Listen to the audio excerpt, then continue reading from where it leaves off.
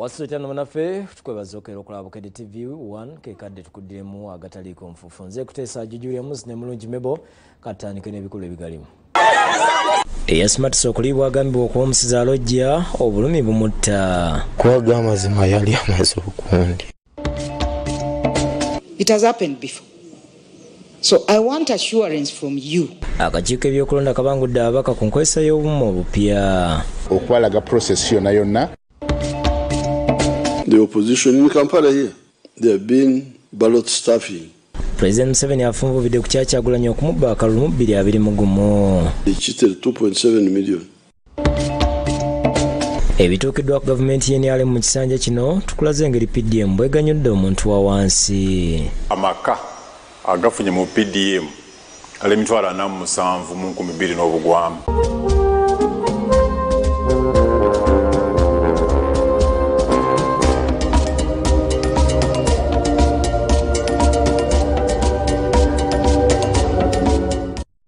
Kwongera kwebaza kubeera naffe mbujjivu tandise naago omusajja yasimatuka okuliibwa agambibwa okuba omusezi atotodde obulumi bwayitamu ensangi zino okuva kino bwe kyaliwo ku Lwokubiri. Ono tumusanze wannyina gyajjanjabibwa ebudde mu Butambala. Ko gataliko nfu ku Lwokubiri twakulaga emboozi nga poliisi esoba n'abatuuze bali baagala okwejambula omusamize Musoma John ku kyalo Bajjo ebudde Butambala bamulumiza okuba omuseze nti yali ayagala kulya munnaabwe lwanga Peter emyaka 68 naye n'amulemerera ekyaviirako abatuuze okumutebuka ne bamusalako musabo ab'ebyokwerinda basufira ne batwala Musoma okumutaasa ku bantu. Omuntu amulye era yabajjana nsomulye leo tuzze ku kyalo Bajjo okulaba embeera lwanga mwali tutuukidde makagajina jasina magembe emyaka 73 nga gitusanzirwanga ng'embeera yeeraliikiriza n'amagembe munaku ekitala 10 bayisa abaseze abaali baagala okumuyako omwana we gwasibiddeko olukoba maama ategeeza nti omwana yabadde amuyamba buli kimu nga tiyalingi yakomye era takyalina muyamba so nga mulwadde wa puresha yamugongobazinga nga tekyasobola kubaako kyakola. Mpulira ennaku nnyingi nnyo kuba abaana bange be banzijanjaba be bakola ki ate oyo abadde ankolerera kale navuddemu. Atubulidde embeera omwana mwali nga yenna ajjudde ebiwunde eby'amaanyi omubiri gwonna era nga kuliko obuvune. Maama abadde mbulumi agambye nti omwana we embeera y'obulamu bwe yakyuka ng'abeera lumizibwa n'okufuna empewo ennyingi mu kifuba. Obulamu bw'omwana wange takyalina.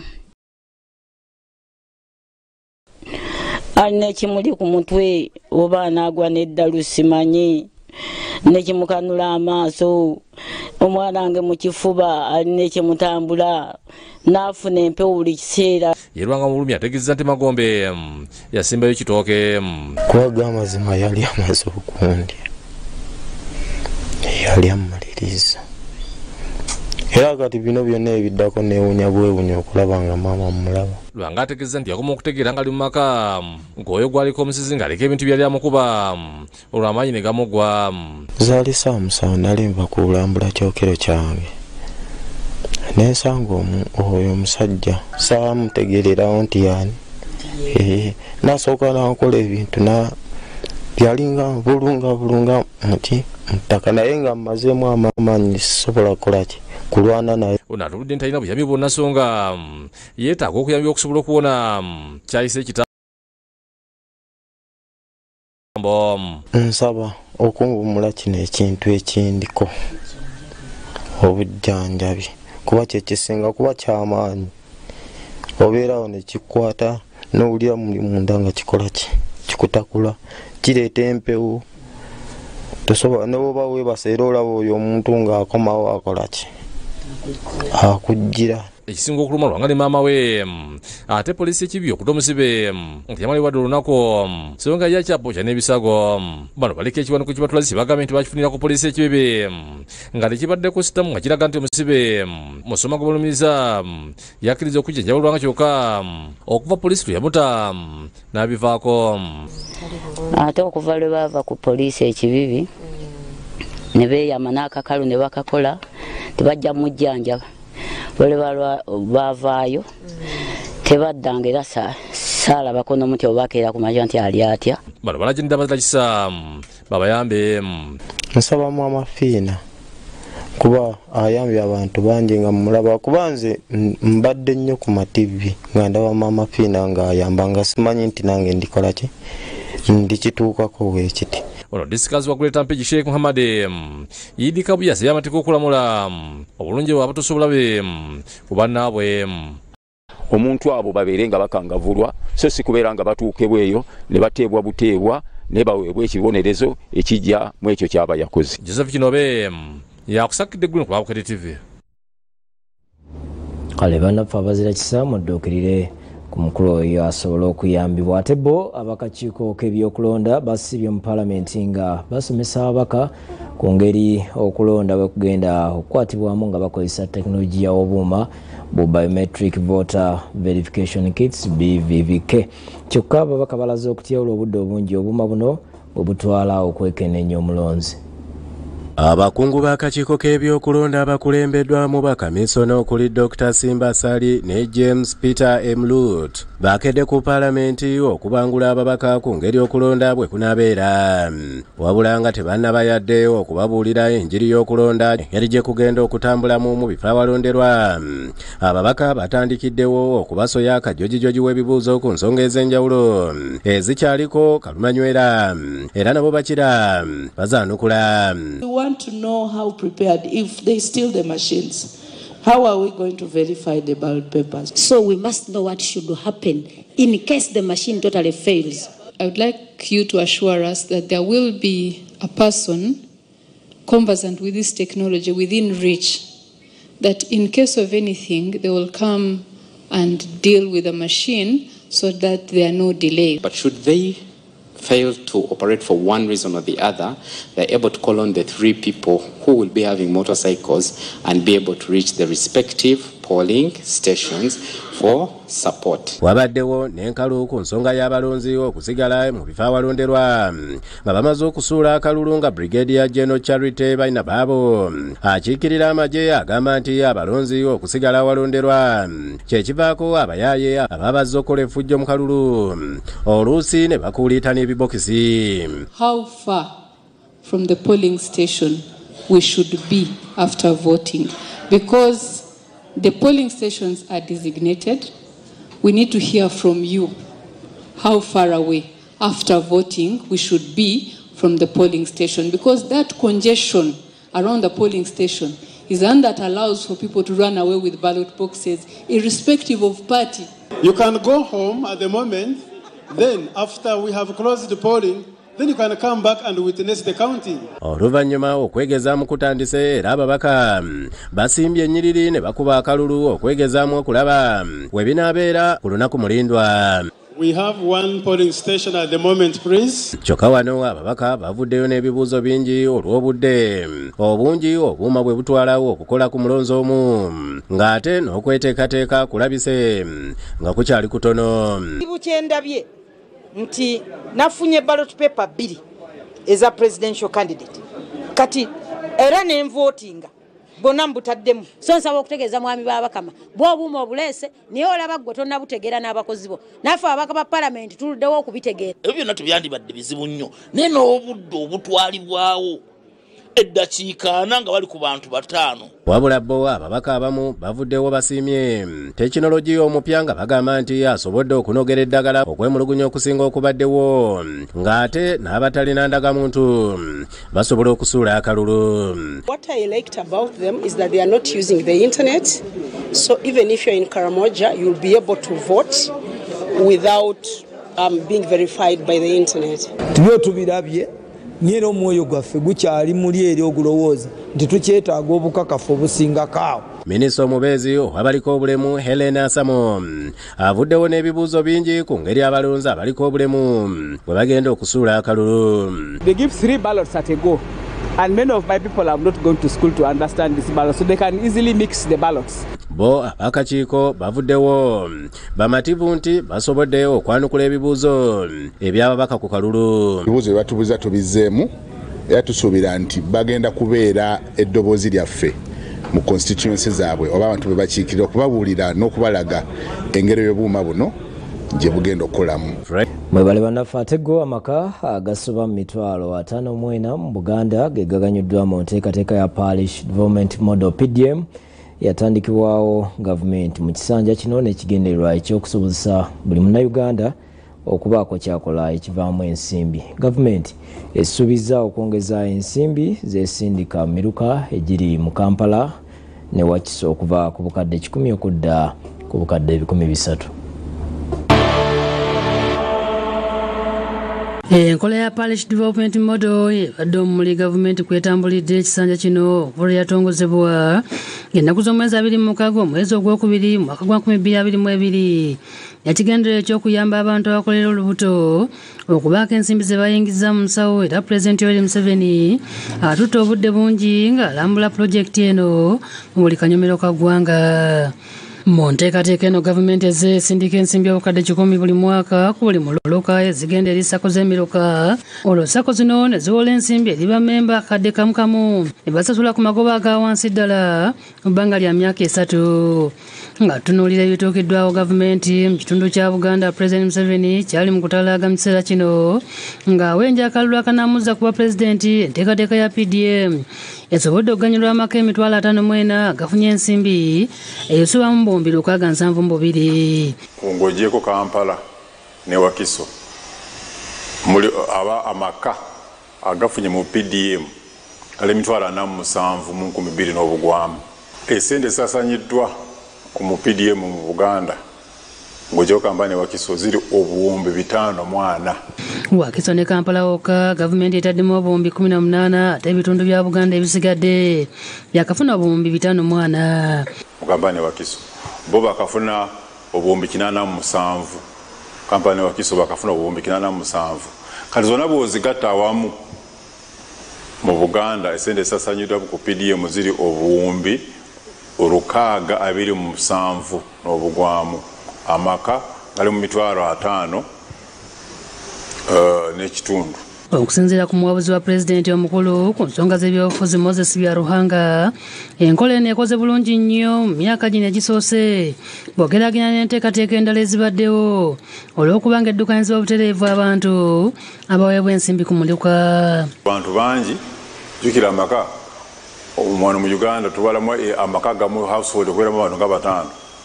Kati bw'okitwalira ku bantu ojja gamba abantu nga 1.5 abafunye mu puroguramu eno ya PDM. Ate kyagenda mu maaso atanaba kutuukibwako era gwe vaayo owagire NRM kubanga gwe tageti yaffe gwe tugenda kutuukako kutandika mu myaka gino 5 egyeyongerayo egyetugenda okuba mu buyinza nawe osobole okuganyula mu PDM oyo ove mu bwavu.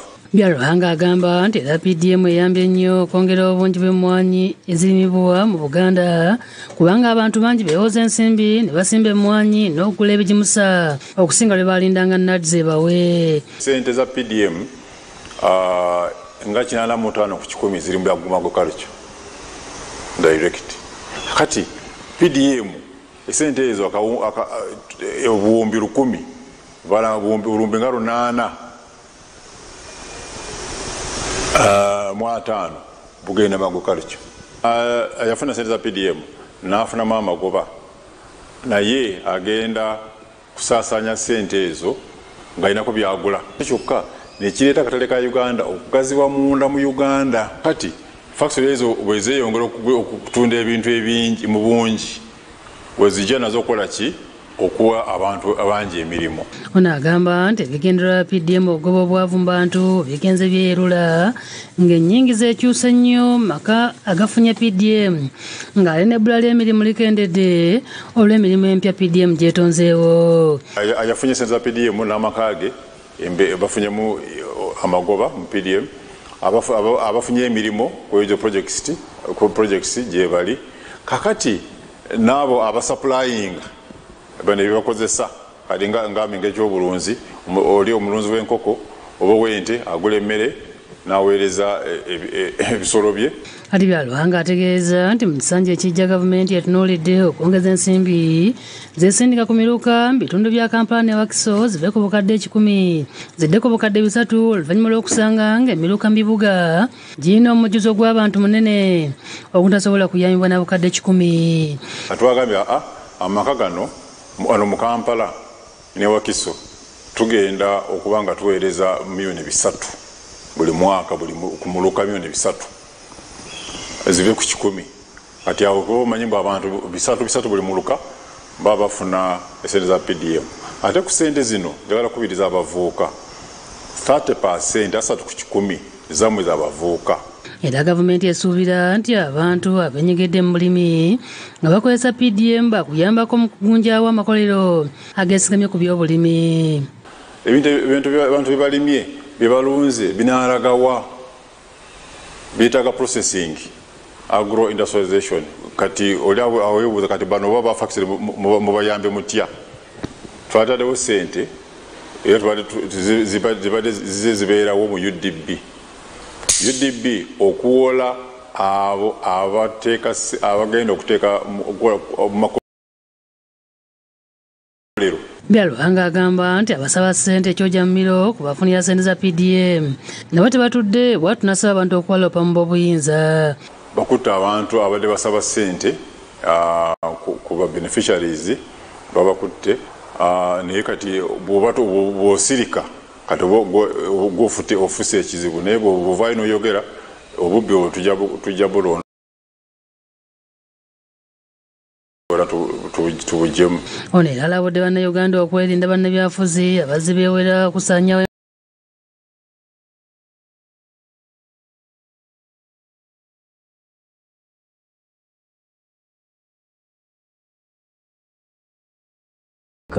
kwonooneka.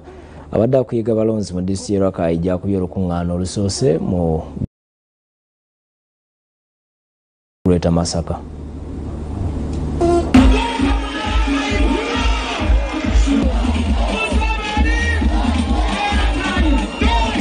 Pulezidenti Yoweri Museveni atandise okunoonya akalulu mu bitundu bya Greater Masaka ng'atandikidde mu disitulikiti ya Rakai n'eryantonde ng'olukuŋŋaana olusoose ku kisaawe kya Kibaale mu kibuga Rakai.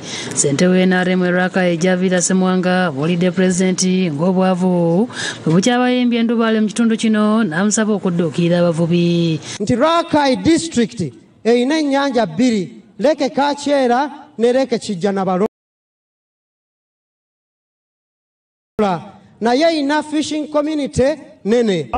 Abantu mubalabye abawagizi ba NRM eno bangi nnyo Rakai era tulina target y'okufuna emitwalo 12 egy'obululu obwa President Museveni. Ajalo na Kyeyune Kasola amyuka ssentebe w'NRM Buganda asabye pulezidenti okubazimbira ebidiba okubawonya obwavu okubayonka obutaaba. Abavubuka bano bwe tunaabateeka tunaabayigiriza okulunda ebyennyanja mukama wange bagenda kwegaggawalira ate era bagenda kujjawo pressure ku nnyanja zaffe ezo ngira mukama wange bw'ozza otukubiriza.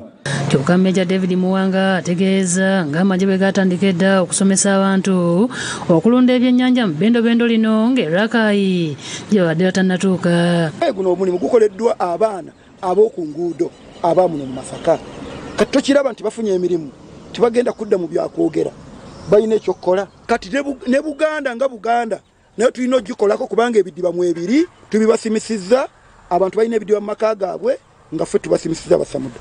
Agamba batandikira mu ggombolo ya Nyendo Mukungwe nga balaze n'obungi bw'ebyennyanja obuyinza okulundirwa mu yiika emu n'okungula kinene. Mu yiika tuteekamu ebidiba 8 bw'okola yiika emu bw'ogikola mu byennyanja nga kati bw'olabawo wano buli kidiba n'okiteekamu mutwalo ku siringi 8 ekiro ofunamu milioni 8 kiwulidde mu kidiba ki ekimu. Abavubuka abawuliriza Pulezidenti Museveni byazze asomesa ku byennyanja ne babiteeka mu nkola bamwebaziza. Obugabirizi bwe tweyongera okwebaza Museveni yeebale nnyo naye tusaba naffe eno mu Buganda region nga we yawadde Bukedi n'awa Busoga n'awa Pulezidenti mu kwogera kwasoose kusaagisa balonzi n'abategeeza nti abanja kamuswaga ente era n'abategeeza nti kubanga alina oluyimba lwayagala okubayimbira. Ampente mbayimbire oluyimba lw'Abakooki olw'edda.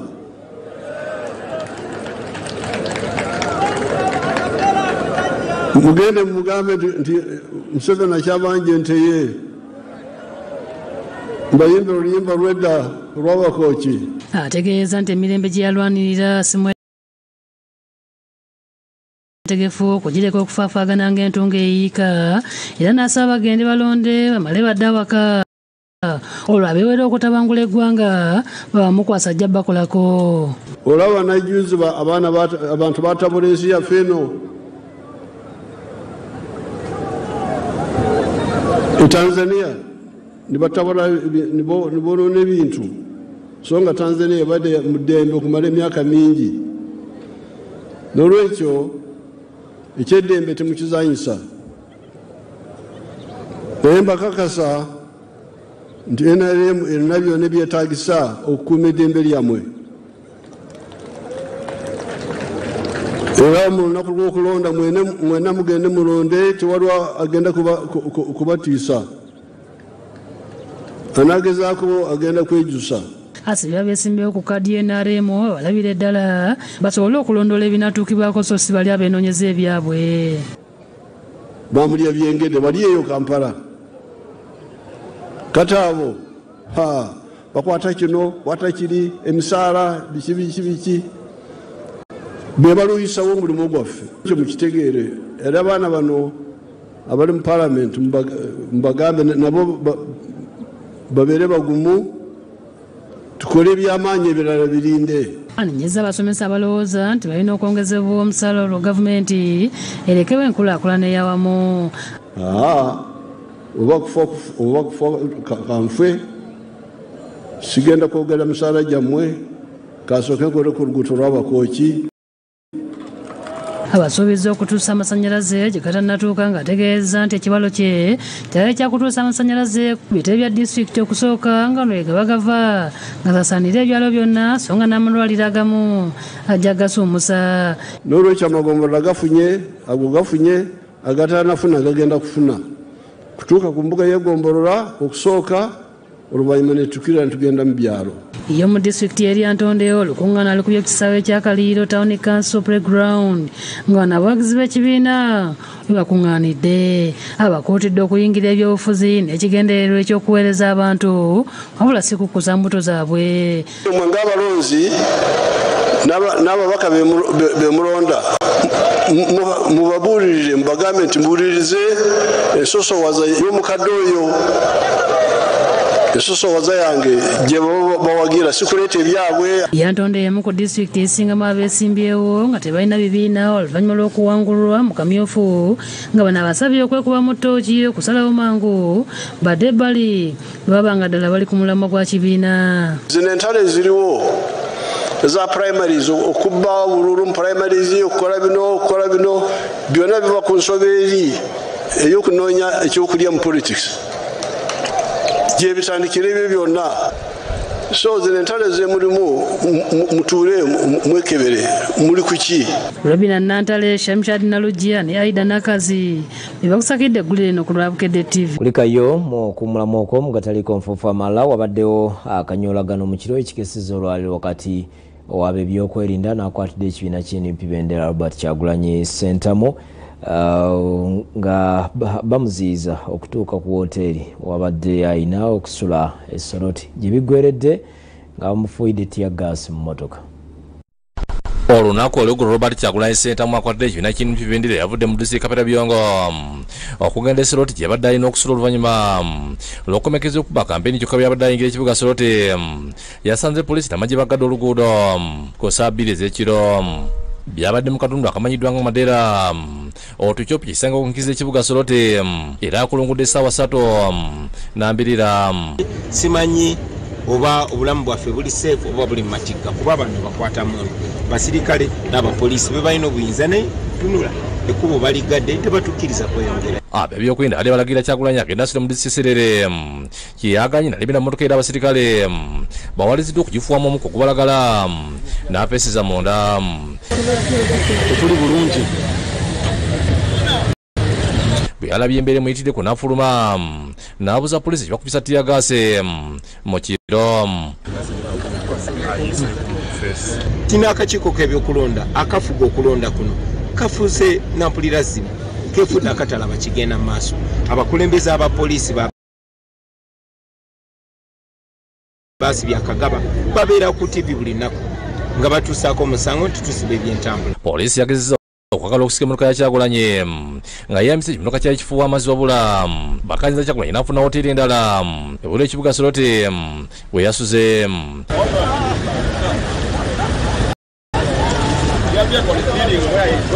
Bamuwerekeddeko okutuuka ku hoteri eno.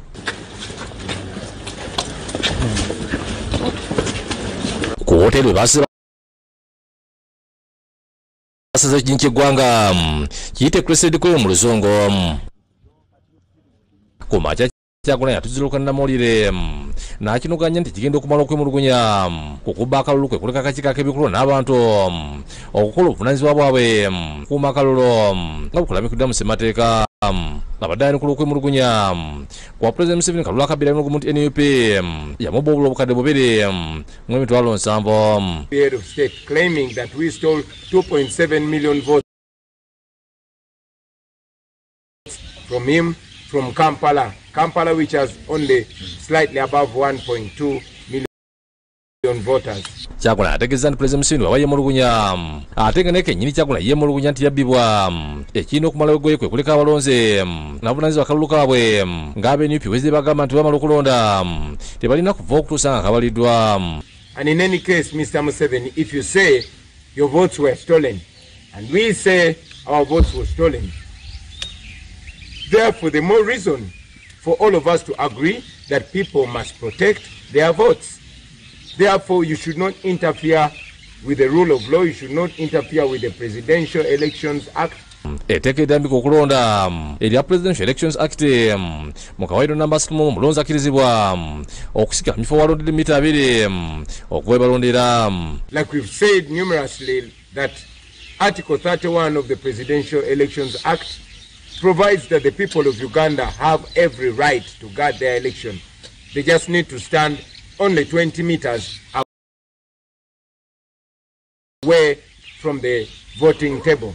And that is what we continue to call upon our people to do. After voting, don't leave.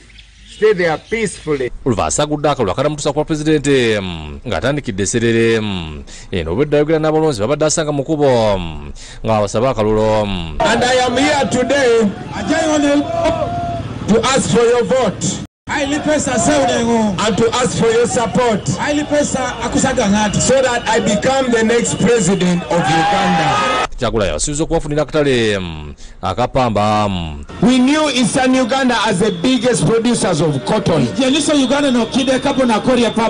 that cash crop has been destroyed. Bw'avudde esserere agenze Soroti ng'eno poliisi emunemisizza okuyita mu kibuga bw'ati n'ayita mu byalo okutuuka ku ssomero lya Nakatuunya abadde olukuŋŋaana.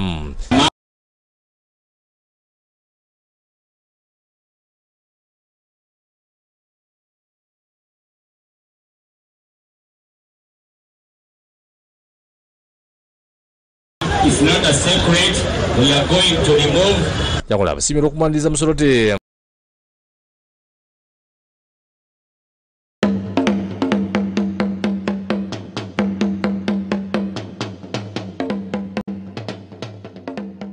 Wiiki ewedde twalaba bwe twokya ebisaaniiko ebivunda okukolamu ekimanyiddwa nga bayokya gwe twagattamu ebirungo ebirala okufunamu ekigimusa ekijjudde. Bayokya ono ng'omaze okwokya oba luyita olusennyente osobolera ddala okugattamu ebirungo ebirala ate n'okolamu manda agafumba abangi ge bamanyi nga briquettes. Ekyuma kyaffe ekya carbonizer okwata kasasiro yenna ebipapula biki biveera biki byonna n'obiteeka mu kino ekyuma bw'omala n'okarbonizinga nga bwe twalaba carbonizer eno bw'omala n'ojjamu